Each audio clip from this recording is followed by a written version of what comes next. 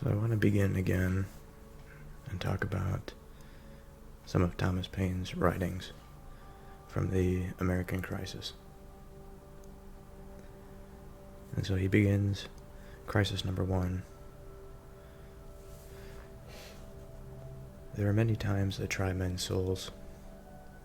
The summer soldier and the sunshine patriot will, in this crisis, shrink from the service of their country. But he that stands now deserves the love and thanks of man and woman. Tyranny, like hell, is not easily conquered. Yet, we have this consolation with us, that the harder the conflict, the more glorious the triumph. What we obtain too cheap, we esteem too lightly. It is dearness only that gives everything its value. Heaven knows how to put a proper price on its goods, and it would be strange indeed if so celestial an article as freedom should not be highly rated. Britain, with an army to enforce her tyranny, has declared that she has a right not only to tax, but to bind us in all cases whatsoever. And if being bound in that manner is not slavery, then there is not such a thing as slavery upon the earth. Even the expression is impious, for so unlimited power can belong only to God. So I think it's important to pause and to reflect on the sentence, what we obtain too cheap, we esteem too lightly. It is dearness only, that gives everything its value. And this sort of thing seems to be a truth, an unchanging truth, that what we haven't appropriately suffered for, what we have obtained too cheap, we look down on it too lightly. Even if it is something that is to be revered, something as precious as liberty, if it's obtained too cheaply, we will not esteem it highly, and it's within the very process of suffering and of commitment to finding the reason to hold something, to hold a divine principle such as liberty. These sorts of things do not make something that we obtain cheap. It makes it rather valuable. And he says, it is dearness only that gives everything its virtue. And he goes on to say that heaven knows how to put a proper price upon its goods, implying that heaven, this celestial place, within its grasp, can organize and place proper value to all goods.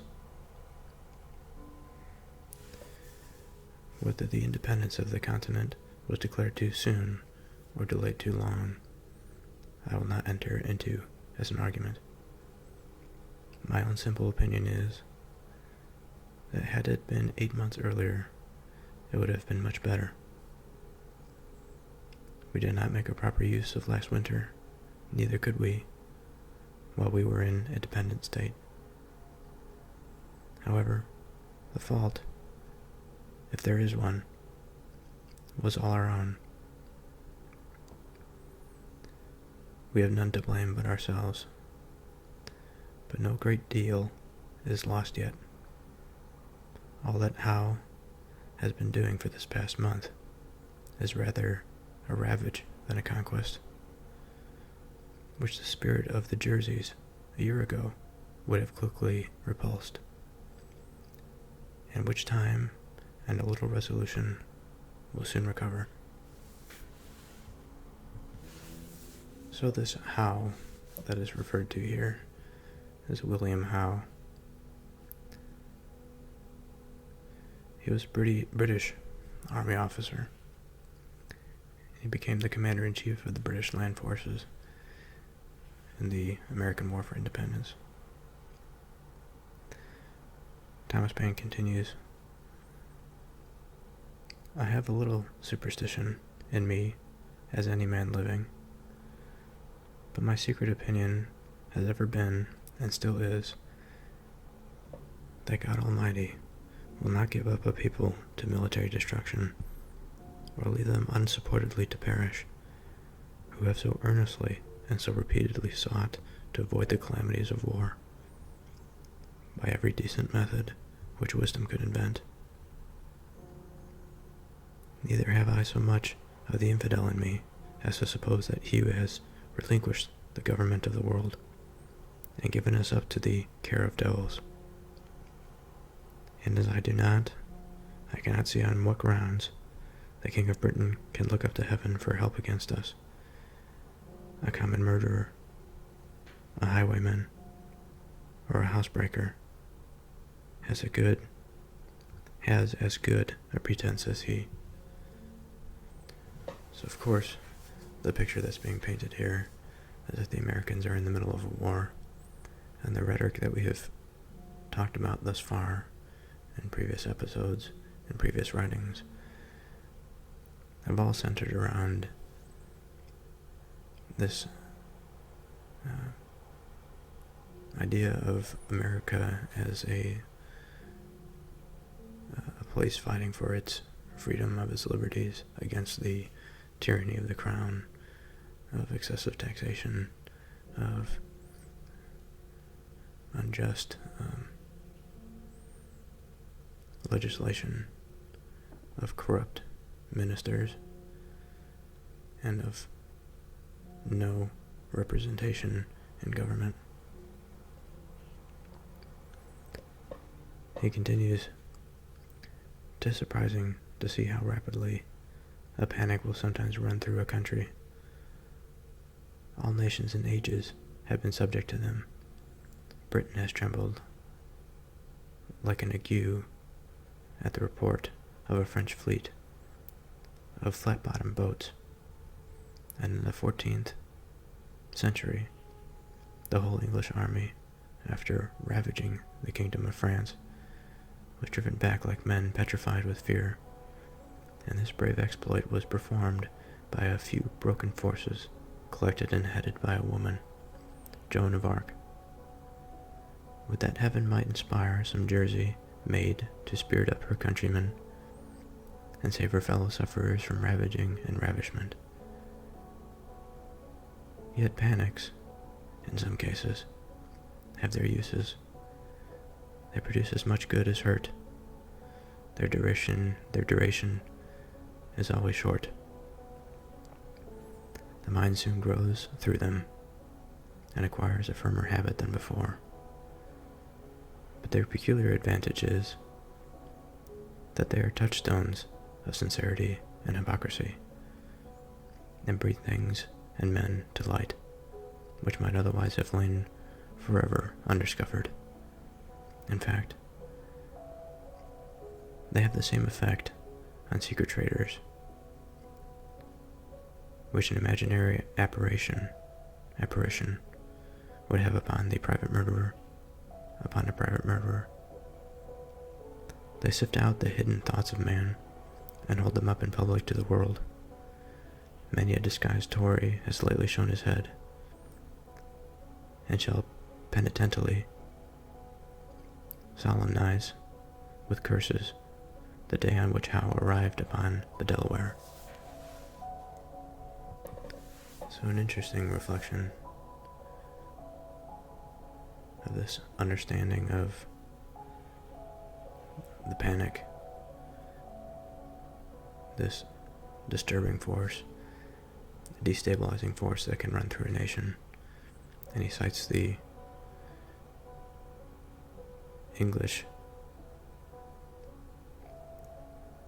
army going through the kingdom of France, and to have their spirit broken by Joan of Arc. And it's particularly important that it is a woman because of the role that women play in our society, and certainly that they played in society at that time.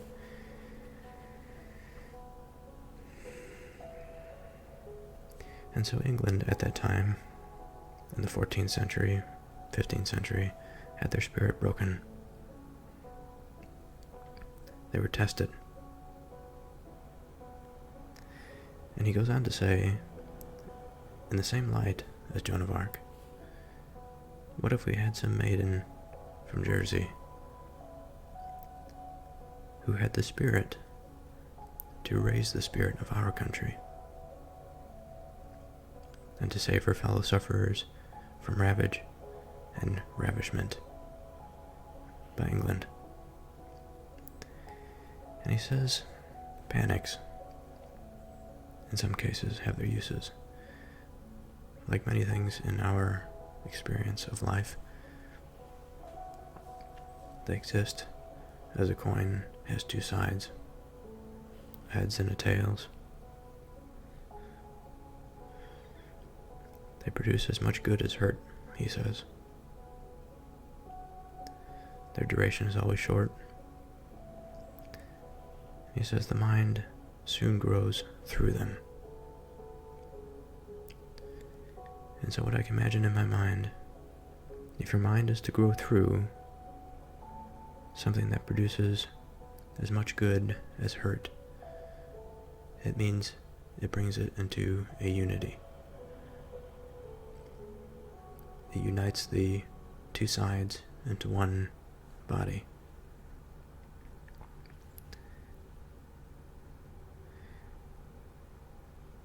And as the mind grows through them, it requires a firmer habit than before because of this new experience. And he says their peculiar advantage is that they are the touchstones of sincerity and hypocrisy. And so a touchstone is a standard by which something can be judged or criticized. And so when he says that they are touchstones, they are the standard by which we can judge of sincerity and hypocrisy. That is, these moments of testing, of panic.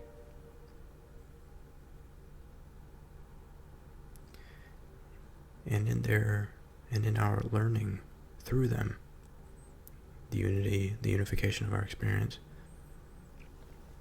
we can be more effective judges. We can retain this divine spirit of truth.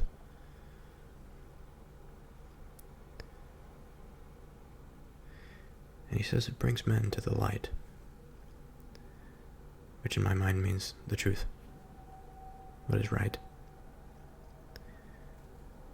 And he says, otherwise this might have been undiscovered. In fact, they have the same effect on secret traders, which an imaginary apparition would have upon private murder. So this same effect, this effect of bringing man to the light, to the truth, again, from this state of panic, from this uncertainty, from this challenge, the challenge of his character, his resolve, of his will, that this truth, this through line, this touchstone,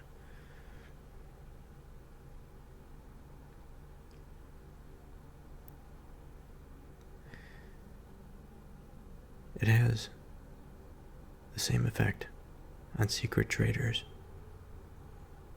which an imaginary apparition would have upon private murderers.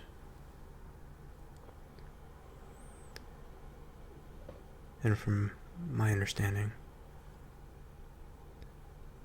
This means even those who are out to deceive, or to do wrong, and to do harm, are not saved from this type of experience and this type of knowing, this type of honesty. He continues, they sift out the hidden thoughts of man and hold them up in public to the world. And how interesting is that? Such an experience as this, that penetrates into truth and to judgment and reveals the hidden thoughts of man. He says, many a disguised Tory has lately shown his head. And of course, as we know by now, that a Tory traditionally were very centered, grounded in the institution of the monarchy, of the nobility.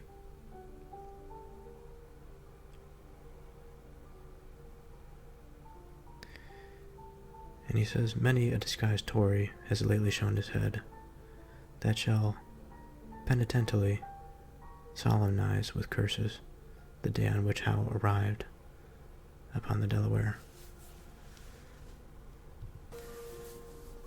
And so, in other words,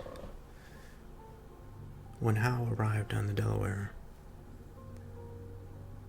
and he challenged this spirit of liberty, the spirit of liberty struck through him, struck through Howe.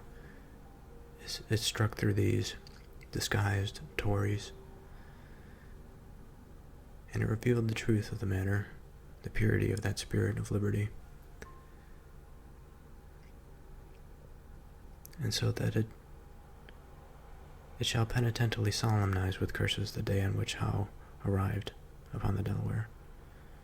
These Tories would recognize their mistake. He continues, as I was with the troops at Fort Lee and marched with them to the edge of Pennsylvania, I am well acquainted with many circumstances, which those who live at a distance know but little or nothing of. Our situation there was exceedingly cramped, the places being a narrow neck of land between the North River and the Hackensack. Our force was inconsiderable, being not 1/4 so great as Howe could bring against us. We had no army at hand to have relieved the garrison. Had we shut ourselves up and stood on our defense, our ammunition, light artillery, and the best part of our stores had been removed, on the apprehension that Howe would endeavor to penetrate the Jerseys, in which case Fort Lee could be of no use to us. For it must occur to every thinking man, whether in the army or not, that these kinds of field forts are only for temporary purposes, and last in use no longer than the enemy directs his force against the particular object, which such force are raised to defend. Such was our situation and condition at Fort Lee on the morning of the 20th of November, when an officer arrived with information that the enemy, with 200 boats, had landed about 7 miles from above. Major General Nathaniel Greene, who commanded the garrison, immediately ordered them under arms and sent express to General Washington at the town of Hackensack, distant by the way of the ferry, equal to 6 miles. Our first object was to secure the bridge over the Hackensack, which laid up the river between the enemy and us, about 6 miles from us, and 3 from them. Washington arrived in about 3/4 of an hour, and marched at the head of the troops towards the bridge, which place I expected we should have a brush for. However, they did not choose to dispute it with us, and the greatest part of our troops went over the bridge, and the rest over the ferry, except some which passed at the mill on a small creek between the bridge and the ferry. And they made their way through some marshy grounds up to the town of Hackensack, and there past the river. We brought off as much baggage as the wagons could contain. The rest was lost. The simple object was to bring off the garrison and march them on till they could be strengthened by the Jersey or Pennsylvania militia, so as to be enabled to make a stand. We stayed 4 days at Newark, collected our outposts with some of the Jersey militia, marched out twice to meet the enemy, and being informed that they were advancing, though our numbers were greatly inferior to theirs, Howe, in my little opinion, committed a great error in generalship in not throwing a body of forces off from Staten Island through Amboy, by which means he might have seized all our stores at Brunswick and intercepted our march into Pennsylvania.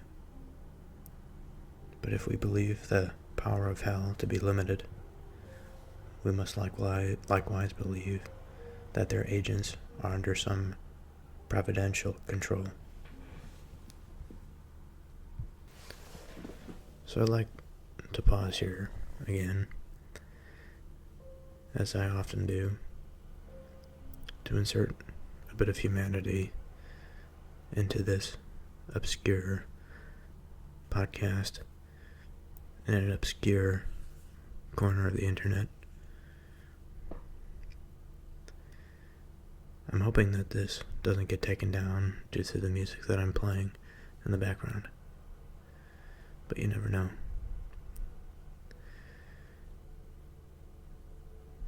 And also I understand that some of these edits are not going to make quite make sense because of the music. It'll be discontinuous. But as it stands, I'm not ready to do full episodes without these breaks. However, I would like to say a thing or two about how I present to you now.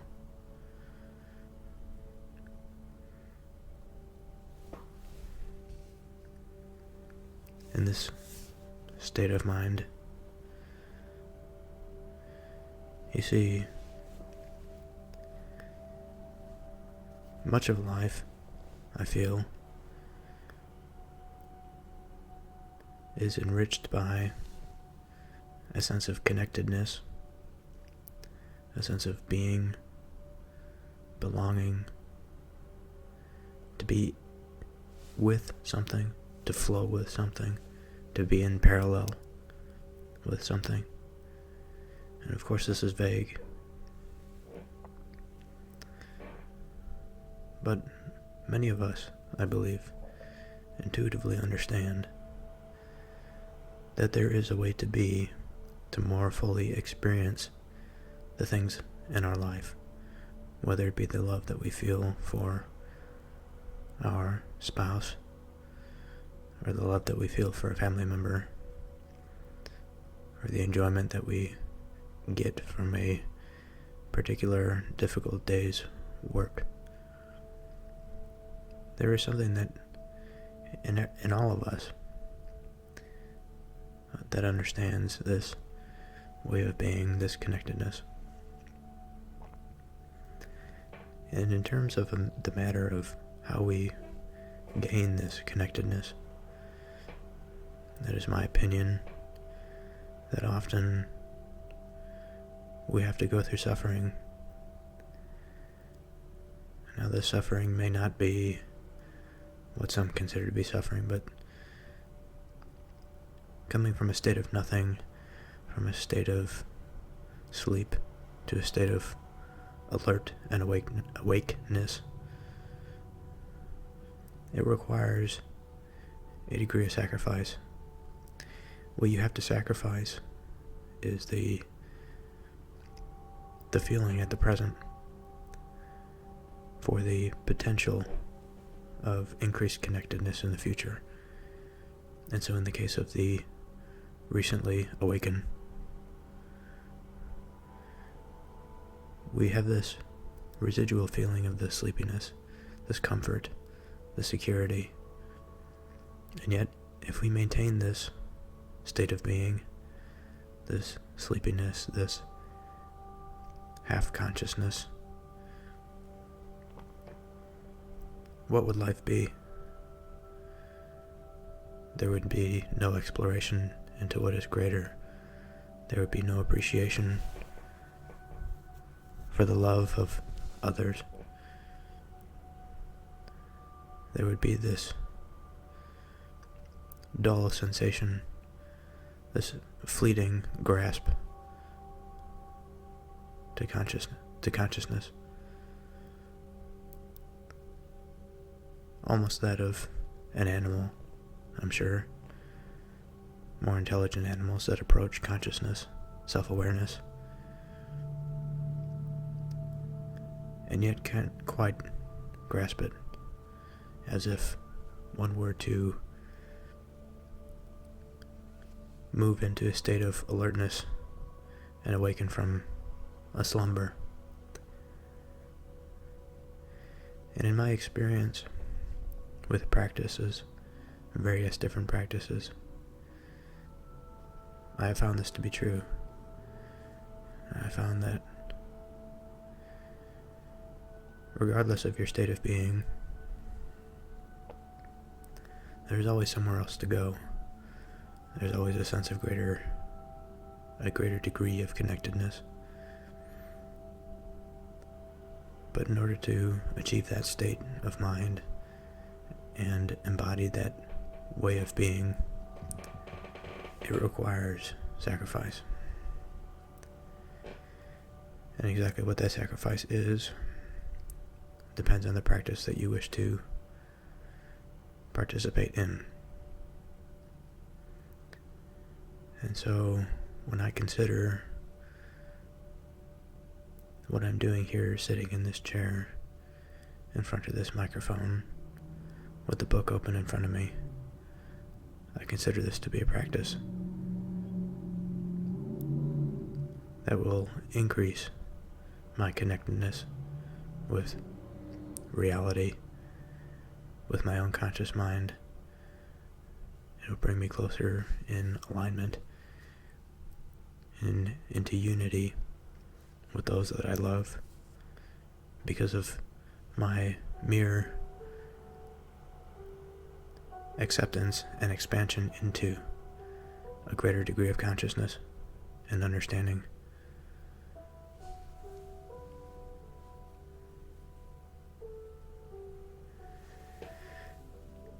So,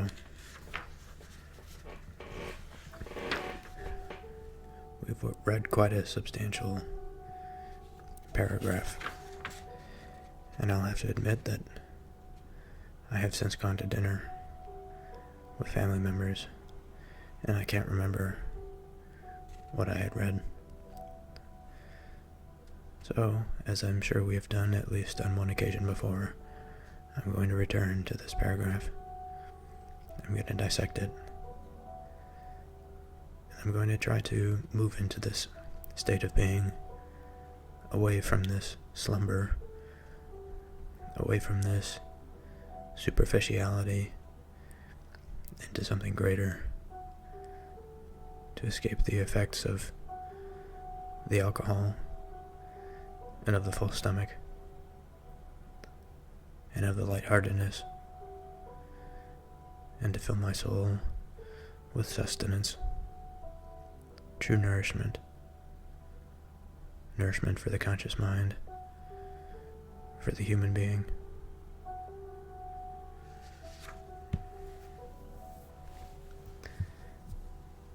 As I was with the troops at Fort Lee and marched with them to the edge of Pennsylvania, I am well acquainted with many circumstances which those who live at a distance know but little or nothing of. So interesting to move into the mind of a man who was with the army in the time of the Revolution, Thomas Paine.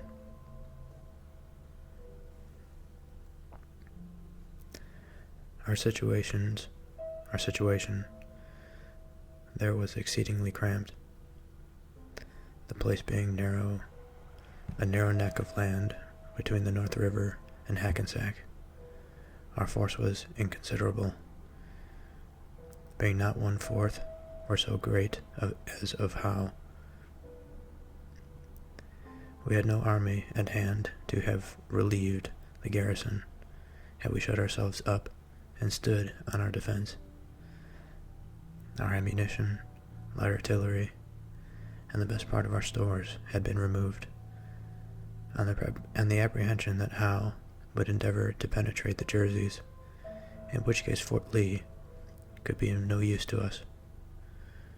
For it must occur to every thinking man, whether in the army or not, that these kinds of field forts are only for temporary purposes,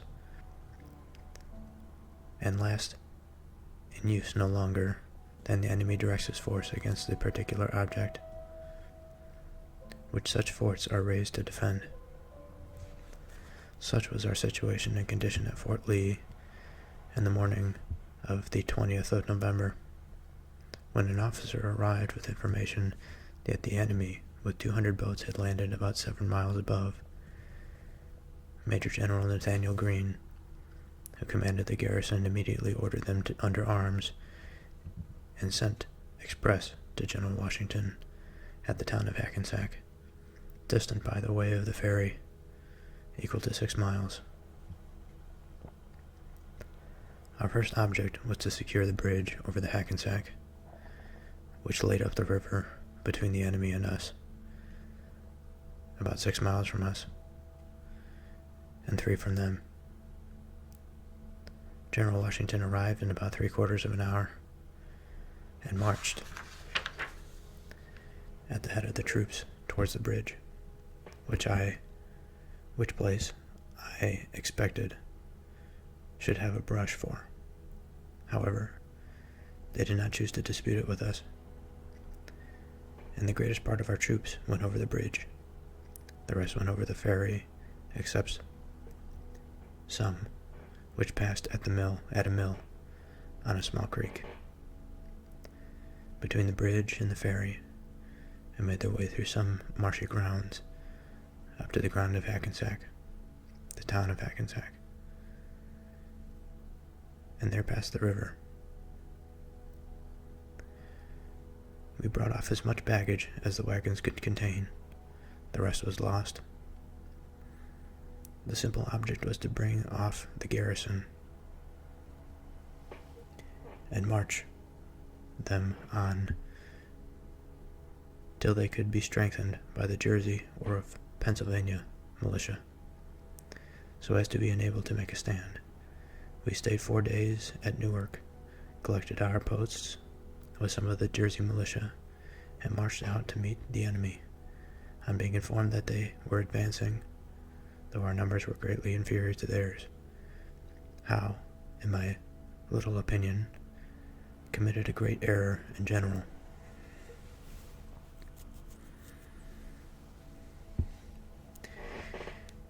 Committed a great error in generalship in not throwing a body of forces off from Staten Island through Amboy, by which means he might have seized all our stores at Brunswick and intercepted our march into Pennsylvania.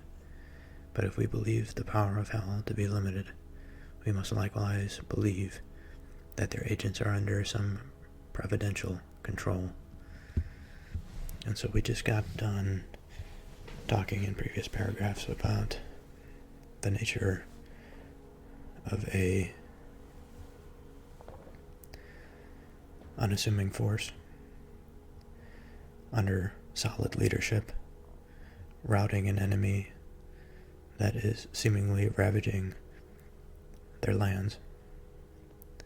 And so here we have a picture that we are viewing, which seems to indicate a severely malnourished body of men,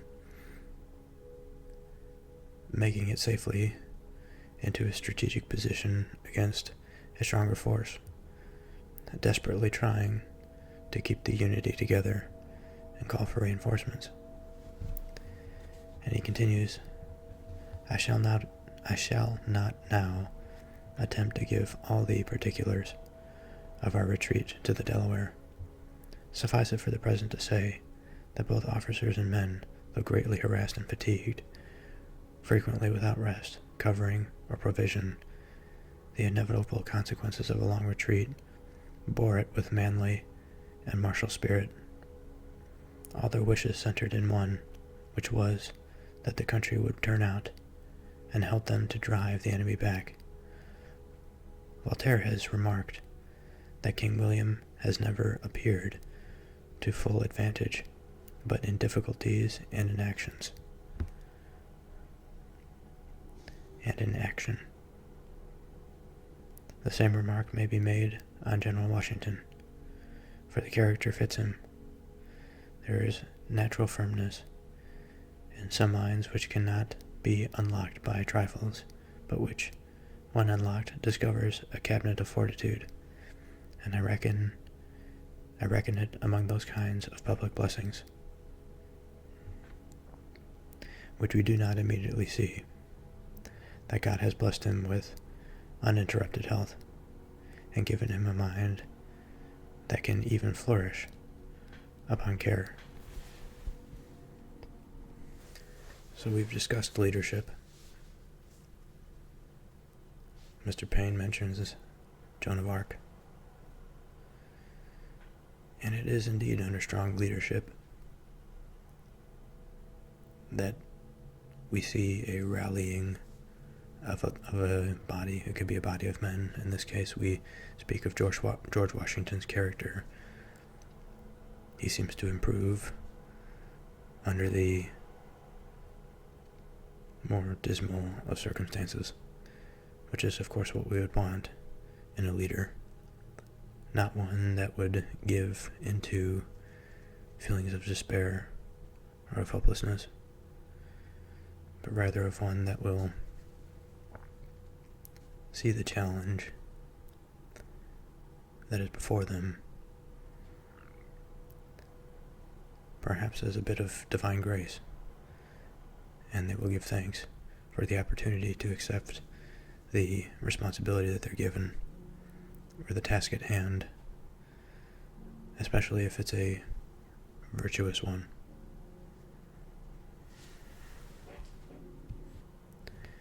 And who can deny what solid leadership can do for a free people? If to be free means to accept the burdens that are placed on us, to accept what we must in order to receive the divine grace, there's no shortage of our frailty and weakness of faith. But certainly a strong leader, strong leadership can unify, can bring together, can moralize, can reconstitute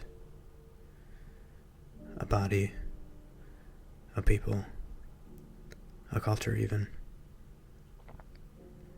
And this leader, it is not necessary for this leader to take upon himself the supreme authority of a monarch, of a king, or of a queen. All that is asked of this leader is that they stay closely allied to the truth, and that they do their people justice. Now, a good leader in any form of government will have positive effects, but a good leader in a republic, in which the people have their say is invaluable, because it will remind them what it means to be a free man, a free woman, a citizen, a pious man, a pious woman. I shall conclude this paper with some miscellaneous remarks on the state of our affairs, and shall begin with asking the following question. Why is it that the enemy have left the New England provinces and made these middle ones the seat of war? The answer is easy. New England is not infested with Tories, and we are. I have been tender in raising the cry against these men, and used the numberless arguments to show them their danger. But it will not do to sacrifice a world either to their folly or their baseness. The period is now arrived in which either they or we must change our sentiments, or one or both must fall. And what is a Tory? Good God, what is he? I should not be afraid to go out with 100 Whigs against 1,000 Tories, were they to attempt to get into arms. Every Tory is a coward, for servile, slavish, self-interested fear is the foundation of Toryism, and a man under such influence, though he may be cruel, never can be brave.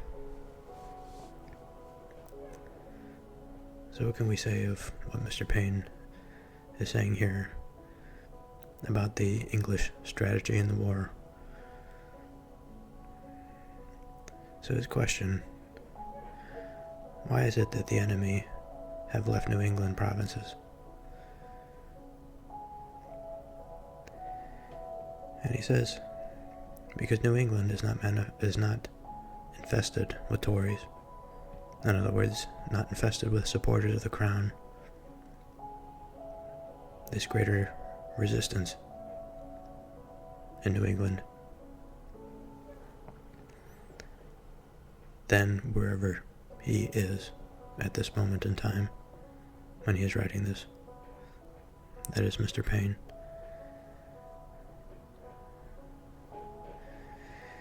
And he says that he has spent his time and his effort trying to raise the cry against these men and to use the arguments of reason to show them their danger.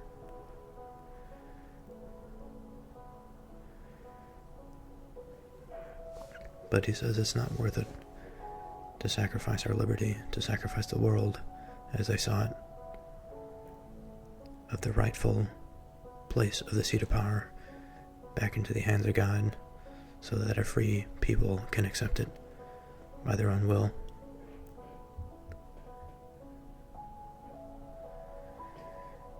He says the period is now arrived in which either they or we must change our sentiments, or one or both must fall.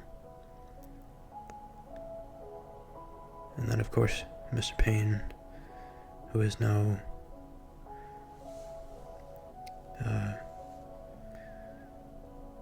he's not shy of using his rhetoric to support his arguments. And he says, I should not be afraid to go out with 100 Whigs against 1,000 Tories if they were to take up arms. He says every Tory is a coward, for servile, slavish, self-interested fear is the foundation of their beliefs. And a man under such influence, though he may be cruel, never can be brave.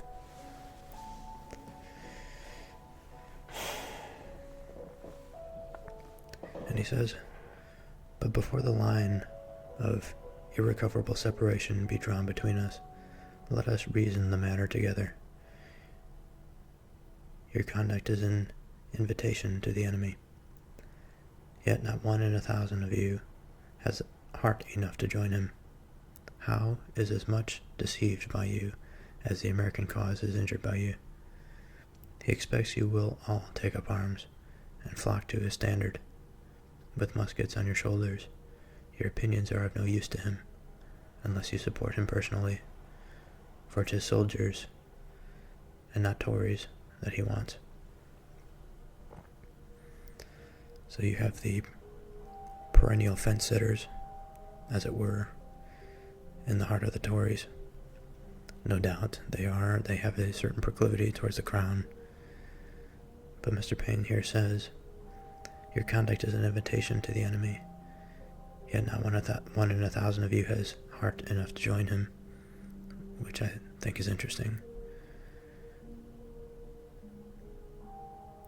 He expects that, General Howe expects that all of these Tories will take up arms and fight for him, not because they're Tories, but he expects soldiers. I once felt all that kind of anger which a man ought to feel against the mean principles that are held by the Tories.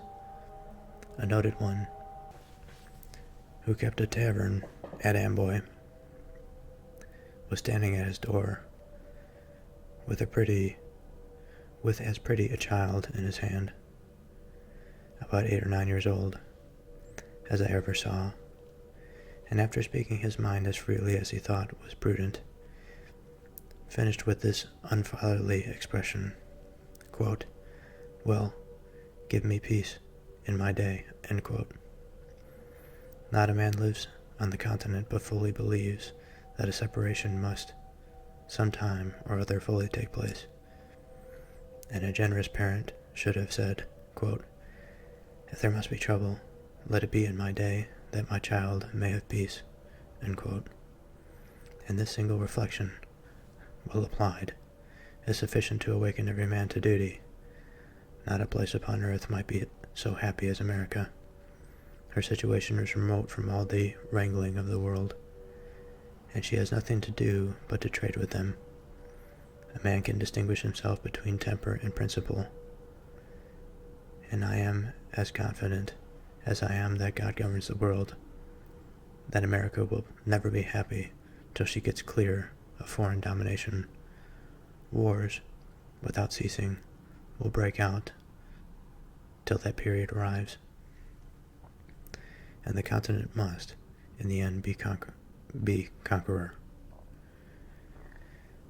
For though the flame of liberty may sometimes cease to shine, the coal can never expire.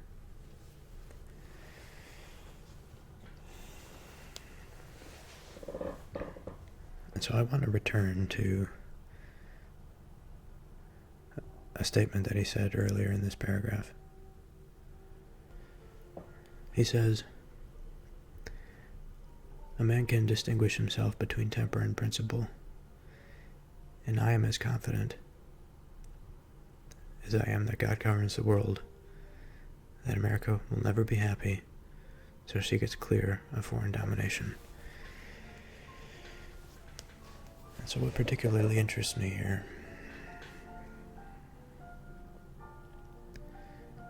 is when he says, a man can distinguish himself between temper and principle. And of course, temper is sort of a state of mind, a feeling perhaps. We often associate it with anger. We say to lose one's temper, to have one's temper be out of control. But it certainly is an emotional thing. For it to be out of control, at least in this expression, is to lose one's composure to the more base feelings, and in this context, to that of anger. But I can imagine we can lose a temper if we were to be so generous to the term and invite it into a broader meaning, which includes all feeling. And perhaps if I had a temper of love a temper of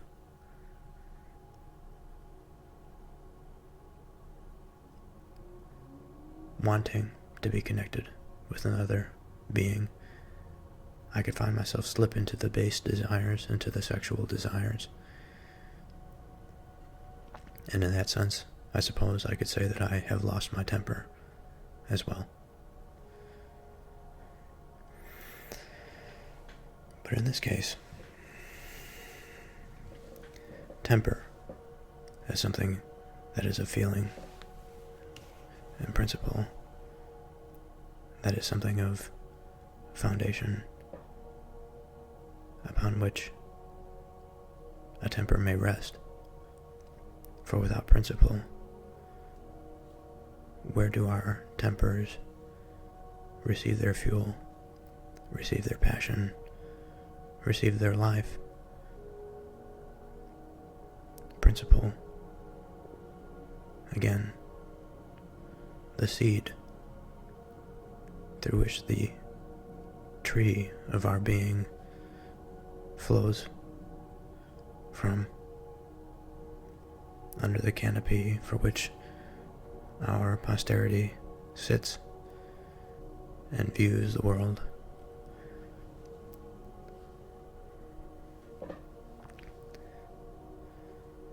He says, a man can distinguish himself between temper and principle, and in this way, as he is confident, as he is as God governs the world, that America will never be happy till she gets clear of foreign domination. The principle of God governing the world, this temper of happiness, and the principle found within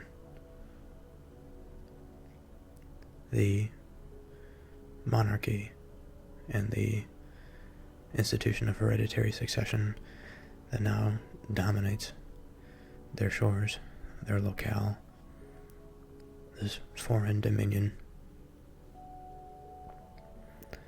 Perhaps that's not the most appropriate way to interpret this statement, but it is an interpretation nonetheless. I hope you'll forgive me. America did not, nor does she not want force, but she wanted a proper application of that force. Wisdom is not the purchase of the day, and it is no wonder that we would err at the first setting off. From an excess of tenderness, we were unwilling to raise an army, and trusted our cause to the temporary defense of a well-meaning militia. A summer's experience has now taught us better.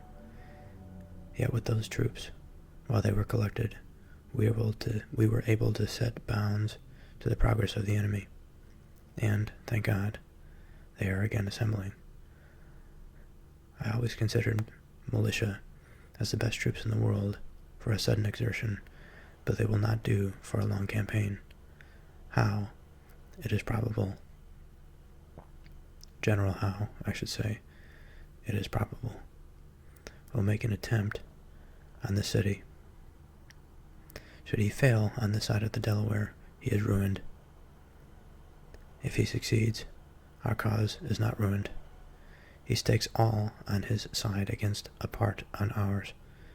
Admitting that he succeeds, the consequence will be that armies from both ends of the continent will march to assist their suffering friends in the Middle States, for he cannot go everywhere. It is impossible. I consider Howe as the greatest enemy the Tories have. He is bringing a war into their country, which had it not been for him, and for partly for themselves, they had been clear of. Should he now be expelled, I wish with all the devotion of a Christian that the names of Whig and Tory may never more be mentioned. But should the Tories give him encouragement to come, or assistance if he comes, I as sincerely wish that our next year's army may expel them from our continent, and the Congress appropriate their possessions to the relief of those who have suffered in well-doing. A single successful battle next year will settle the whole.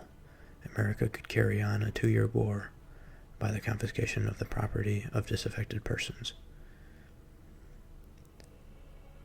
and be made happy by their expulsion. Say not that this is revenge, call it rather the soft resentment of a suffering people, who, having no object in view but the good of all, have staked their own all upon a seemingly doubtful event. And so we see a bit of rhetoric here by Thomas Paine appealing to our senses, our feeling for the plight of the colonists who have suffered, and how is it now that the people who live here in support of the crown, if they should persist, how is it that we can justify them being here after all that we have been through? And he says we can't call it revenge to take away all of their belongings, whether it be to the cause of the war effort or to redistribute it to those who have suffered, to the good of all have staked their own all upon a seemingly doubtful event. Of course, this doesn't seem quite right, even if, in the end, the side that Mr. Paine represents is correct. Perhaps his reasoning here is a bit too much heart and not enough reason. Yet it is folly to argue against determined hardness. Eloquence may strike the ear, and the language of sorrow draw forth the tear of compassion. But nothing can reach the heart that is steeled with prejudice. And so an interesting statement after the sentiments that I just expressed,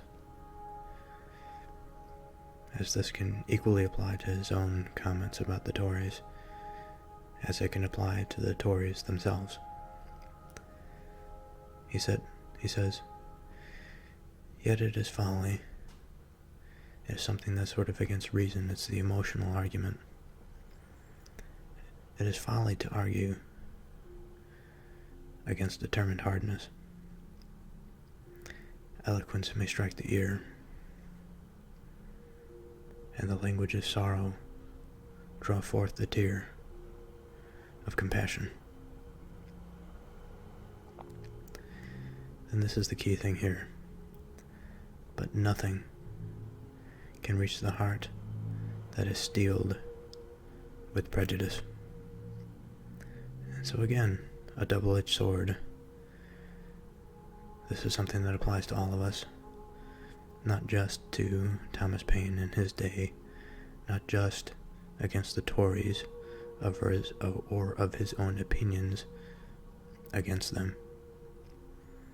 It applies to me. It applies to me that I cannot argue against determined hardness.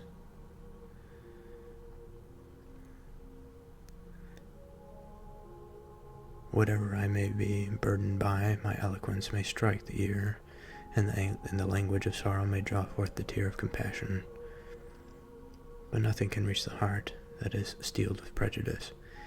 And in cases such as these, it leads to conflict, it leads to war, it leads to existential suffering. And in matters of existentialism, we necessarily involve life and death,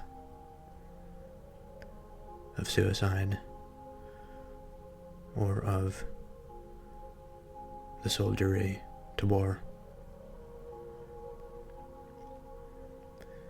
And so this is an interesting grasp of a hand that comes from the 19th century into my own heart, into my own soul. And I feel it I feel for them. I feel for us now.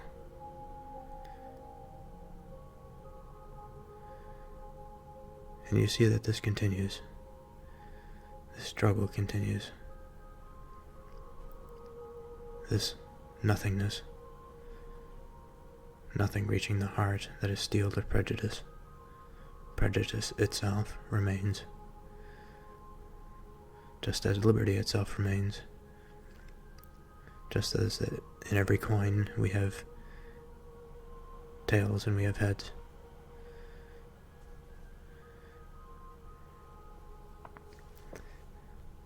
Quitting this class of men, I turn with the warm ardor of a friend to those who have nobly stood and are yet determined to stand the matter out. I call not upon a few, but upon all, not on this state or that state, but on every state, up and help us. Lay your shoulders to the wheel. Better have too much force than too little. When so great an object is at stake, let it be told that the fortune of the world, that in the depth of the winter, when nothing but hope and virtue could survive, that the city and the country, alarmed at one common danger, came forth to meet and to repulse it. So again, we see here a unity in suffering. Say not that thousands are gone. Turn out your tens of thousands. Throw not the burdens of the day upon Providence, but show your faith by your works, that God may bless you. It matters not where you live, or what rank of life you hold. The evil or the blessing will reach you all. A fantastic statement there. The evil or the blessing will reach you all. It matters not where you live or what rank of life you hold. The far and the near, the home countries, and the black, the rich and the poor will suffer or rejoice alike.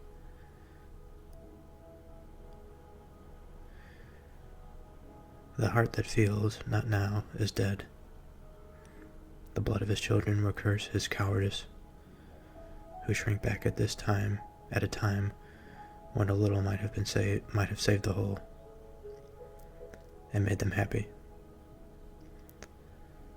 I love the man that can smile in trouble, and can gather strength from distress, and grow brave by reflection.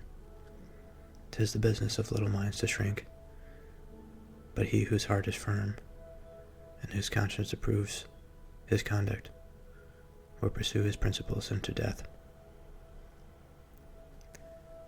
And so I understand that this is a fairly straightforward principle. This is a fairly straightforward paragraph so far. But it's an important paragraph, and important for myself and everyone to hear. He says, "'Tis the business of little minds to shrink, but he who has heart is firm, and whose conscience approve his conduct will pursue his principles unto death." And so what might this mean? Our guide, our conscience, and again this conscience, at this time, and under this view of the society to come, is the conscience that is the conscience that is geared towards God, that allows itself to receive God's word and God's wisdom. And so we have to keep in mind when we think about this conscience, because otherwise, certainly we may believe of rightness or of wrongness, but how are we to know that it's right if it's not from the divine, if it's not from all that is, from truth itself?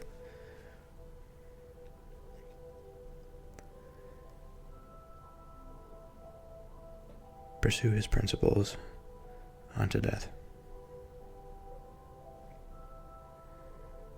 My own line of reasoning is to myself as straight and clear as a ray of light. Not all the treasures of the world, so far as I believe, could have induced me to support an offensive war, for I think it murder. But if a thief breaks into my house, burns, and destroys my property, and kills or threatens to kill me, or those that are in it, and to quote, bind me in all cases whatsoever, end quote, to his absolute will, am I to suffer it? What signifies it to me, whether he who does it as a king or a common man, my countryman or not my countryman, whether it be done by an individual villain or by an army of them? If we reason to the root of things, we shall find no difference. Neither can any just cause be assigned why we should punish in the one case and pardon in the other. Let them call me rebel and welcome. I feel no concern from it, but I should suffer the misery of devils, were I to make a horror of my soul by swearing allegiance is that of a sottish, stupid, stubborn, worthless, brutish man. I conceive likewise a horrid idea in receiving mercy from a being who at the last day shall be shrinking to the rocks and mountains to cover him, and fleeing with terror from the orphan, the widow, and the slain of America. So powerful sentiments here, worthy of reflection and of consideration, even if it's just to bask in their implications.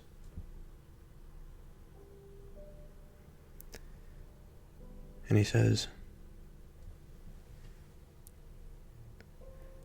if a thief breaks into my house, he burns and destroys my property, and kills or threatens me, or those that are in it,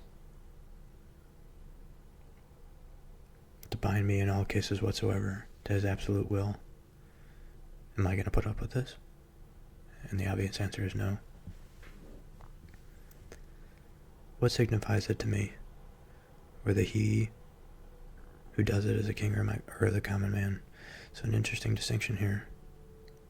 This liberty is not just the liberation of man from governance. It is the understanding of man's right to himself and his property, regardless of if it is taken by his fellow countrymen or of somebody out from the state. This new state is going to be designed to protect that very thing, that life, and that property.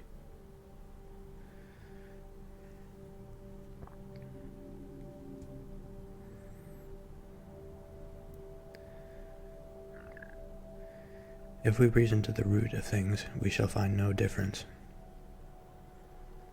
Neither can any just cause be assigned why we should punish in the one case and pardon in the other. Let them call me a rebel, and welcome.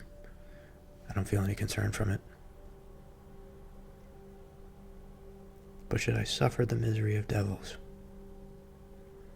this corruptible influence, this perpetual seeking of the lower goods, of the misplaced goods, were I to make a horror of my soul by swearing allegiance to one whose character is that of a sottish, stupid, stubborn, worthless, brutish man, I conceive likewise a horrid idea in receiving mercy from a being who at the last day shall be shrieking to the rocks and mountains to cover him.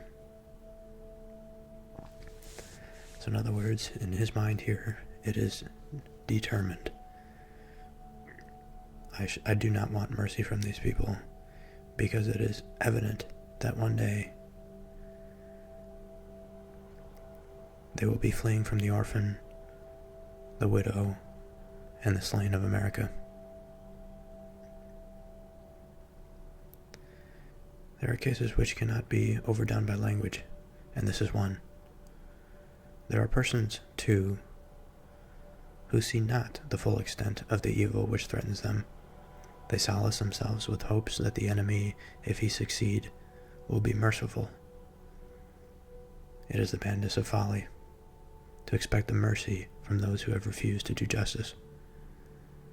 And even mercy, where conquest is the object, is only a trick of war.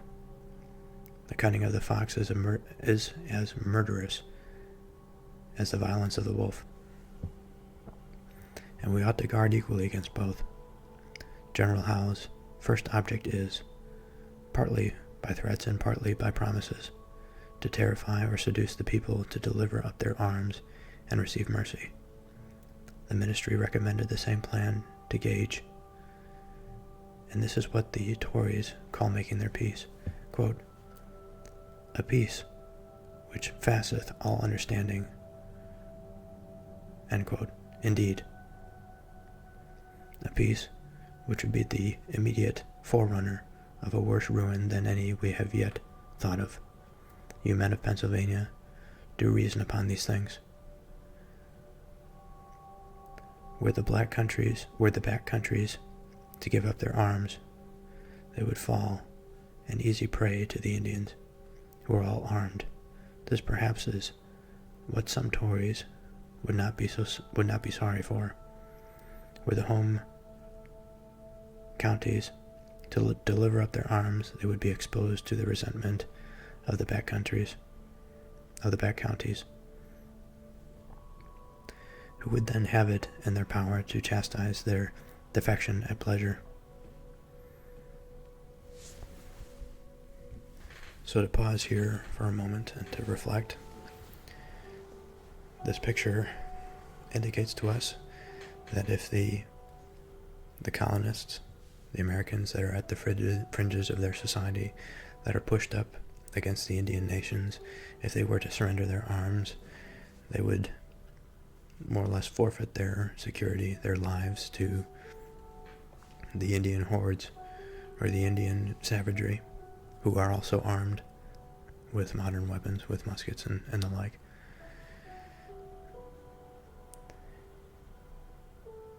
And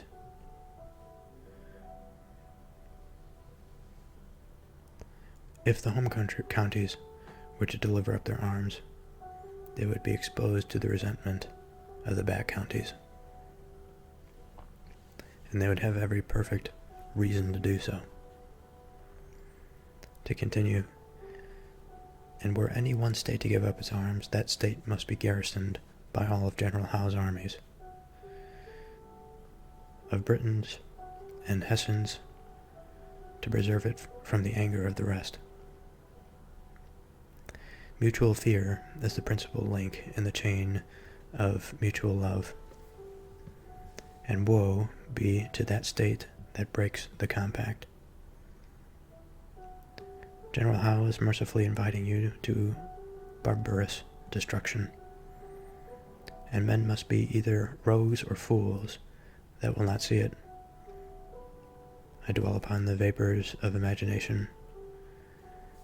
I bring reason to your ears, and, in language as plain as A, B, C, hold up truths to your eyes. I thank God that I fear not. I see no real cause for fear. I know our situation well. I can see the way out of it. While our army was collected, General Howe dared not risk a battle, and it is no credit to him that he decamped from the White Plains and waited a mean opportunity to ravage the defenseless Jerseys. But it is great credit to us that, with a handful of men, we sustained an orderly retreat for near 100 miles, brought off our ammunition, all our field pieces, the greater part of our stores, and had 4 rivers to pass. None can say that our retreat was precipitate, for we were near 3 weeks in performing it, that the country might have time to come in. Twice we marched back to meet the enemy, and remained out till dark. The sign of fear was not seen in our camp, and had not some of the cowardly and disaffected inhabitants spread false alarms through the country, the Jerseys had never been ravaged. Once more, we are again collected and collecting. Our new army at both ends of the continent is recruiting fast, and we shall be able to open the next campaign with 60,000 men, well armed and clothed. That is our situation, and who may know of it? By perseverance and fortitude, we have the prospect of a glorious issue. By cowardice and submission, the sad choice of a variety of evils, a ravaged country, a depopulated city, habitations without safety, and slavery without hope, our homes turned into barracks and bawdy houses for Hessians, and a future race to provide for, whose fathers we shall doubt of. Look on this picture and weep over it. And if there yet remains one thoughtless wretch who believes it not, let him suffer unlamented. Common Sense, December 23rd, 1776. And so that brings the crisis number 1 to a close. And again, this is some selections from Thomas Paine's American Crisis. And so, much like Common Sense, we have similar argumentation. We have beautiful language, poetic language. We have the illustration of the American situation. We have the militia that have risen up against the English army. We have been made aware of the dissenting parties among the colonists, the Tories and the Whigs. The Tories being supportive of England, the Whigs being the supporters of liberty and of the American independent state. And we see this young to-be nation struggling to get a formal fighting force together to fight off England. And what they have on their side, if it is not true divine providence, it is, if it is less, not much less. Because they so surely feel that what they are doing is right, that it invigorates their souls, and it keeps them in a state of suffering and of destitution, in the hopes that the future will be better, and all the while keeping in mind the potential, the idea of a new state, the idea of a new time, of a new freedom, of a new liberty for their posterity to bathe in. And when we consider our modern day, it would be quite unfortunate if we did not take into consideration the events of this period and of the insights that they had during this conflict. Because I fear that soon these sorts of things, these windows into an unfortunate reality, will once again appear. And with that, I will end this episode, to be continued next, with more from The American Crisis by Thomas Paine.